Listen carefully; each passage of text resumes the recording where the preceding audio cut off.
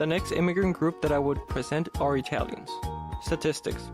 The experience for the Italian immigrants was very similar to the Catholic Irish.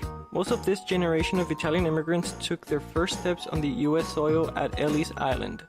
By the 1880s, about 300,000 of Italian immigrants had arrived. The numbers continue to increase. Reasons for leaving Italy. The causes are complex and each family had a unique story. Decades of internal strife in Italy left a legacy of violence, social chaos, and widespread poverty. Diseases and natural disasters swept through a new nation. As transatlantic transportation became more affordable, and as word of American prosperity came via returning immigrants and US recruiters, Italians found it increasingly difficult to resist America. Today, Italians, like all European people, are considered racially Caucasian or white. However, that was not always the case. When Italian immigrants began arriving to the United States in the 19th century, they were met with racial prejudice. These people, mainly from southern Italy, were physically darker than most arriving immigrants from Europe at the time and were treated harshly. They were described as a subhuman race, and it was not uncommon for Italians to be hanged by mobs in the southern states, especially around the city of New Orleans.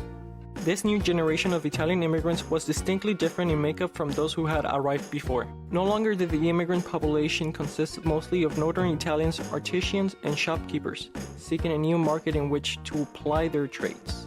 Instead, the vast majority were farmers and laborers looking for a steady source of any type of work. The frequent lack of formal education and competition with earlier immigrants from lower-paying jobs and housing often resulted in hostility towards them. Living and working conditions. Most of the immigrants settled in the cities, where they could find work in the factories. Italians would look to settle in small Italian communities, because they could speak their own language and to be understood, even if it meant living in a dark and dirty city tenement.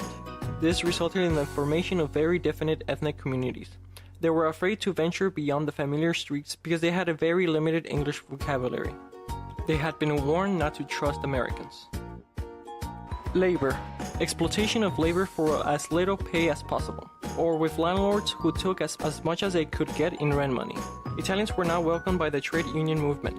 The unions were fearful that the European immigrants would be willing to work for just about any amount of money. They felt this would be a threat for the American worker. Slogans like "American for American" began to appear.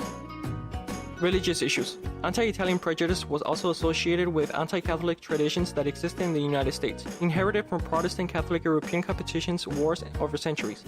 When the United States was formed, it inherited the anti-Catholic of its original Protestant settlers. Anti-Catholic settlements in the U.S. reached a peak in the 19th century when the Protestant population became alarmed by the numbers of Catholics immigrating to the United States. The anti-Catholic nativist movement led to hostility that resulted in mob violence, including the burning of Catholic property. The Italian immigrants inherited this anti-Catholic hostility upon arrival. Political issues. Some of the early 20th century immigrants from Italy brought with them a political disposition towards socialism and anarchism. This was a reaction to the economic and political conditions they experienced in Italy. Italian Americans and other immigrant laborers began demanding better working conditions and shorter working hours in mining, textile, garment, construction, and other industries. These efforts often resulted in strikes, which sometimes erupted in violence between the striker and the strikebreakers. Mafia stereotypes that still remain. The most controversial aspect of the Italian-American experience involves crime or organized crime. Propaganda posters perceive them as criminals from the mafia.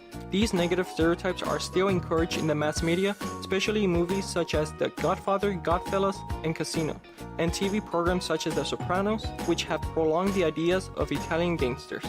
The reality is that the vast majority of Italian immigrants worked hard and lived honest lives, as documented by police statistics in the early 20th century in Boston and New York, which showed that the Italian immigrants had an arrest rate no greater than the other major immigrant groups. Created using Powtoon.